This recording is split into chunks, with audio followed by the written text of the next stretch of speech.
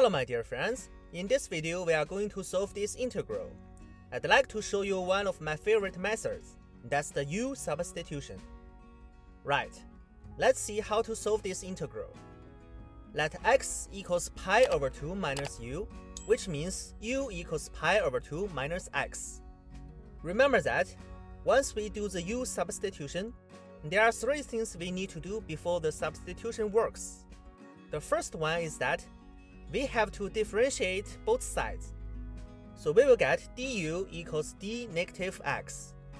The second one is that we can see u is the complementary angle of x. So we will have sine x equals cosine u and cosine x equals sine u. The third one is that we know x goes from 0 to pi. So when x equals 0, u equals pi minus 0, which equals pi, and when x equals pi, u equals pi minus pi, which equals 0. Okay, we have got the information, and now let's start the substitution. I equals integral from pi over 2 to negative pi over 2, pi over 2 minus u times cosine to the 2nu, all over cosine to the 2nu plus sine to the 2nu, d negative u. Now the integral is in the u world in terms of the substitution. Then how to deal with it? Keep watching and let's see how to solve this integral. First, for the negative u, the negative sign can be cancelled as long as we change the position of pi over 2 and negative pi over 2. And second, distribute what's in the parentheses, so we will have the two following separate integrals.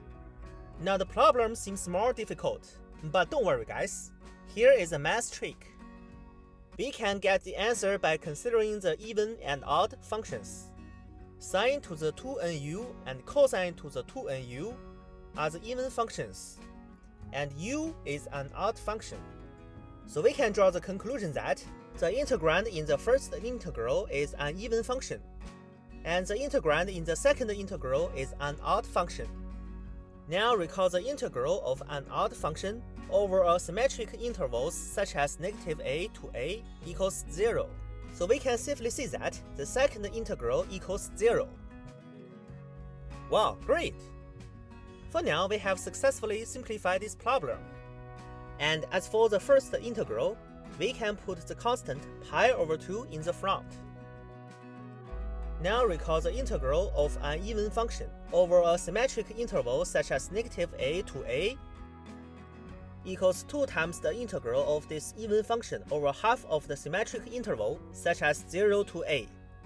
The integrand is an even function as we discussed just now, so it can be written as integral from 0 to pi over 2 multiplied by 2.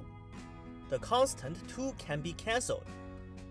So I equals pi times integral from 0 to pi over 2 of the following quantity. Right, let's put them aside. For now, we have made a big progress. What we want to evaluate equals pi times this integral. Let a equal this integral.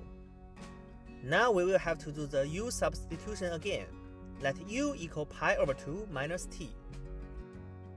It has the same calculation process, so here I will give the result immediately.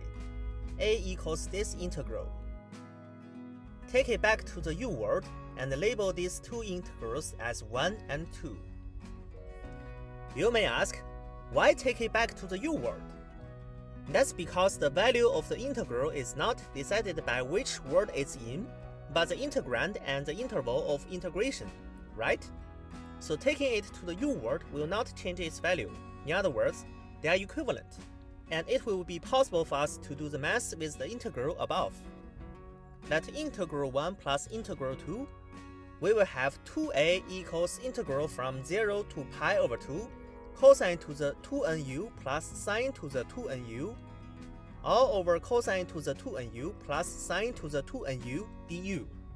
So you see, the numerator and denominator are the same. So it equals integral from 0 to pi over 2, 1 du. Finally, we are close to the answer, because we know this integral equals pi over 2 minus 0, which equals pi over 2. So a equals pi over 4. So I equals pi times a, which equals pi times pi over 4, which equals pi squared over 4. And that's the right answer. If you like this video, share, like, and comment. If you are interested in solving math problems, please subscribe this channel and follow my videos. See you next time. Peace out.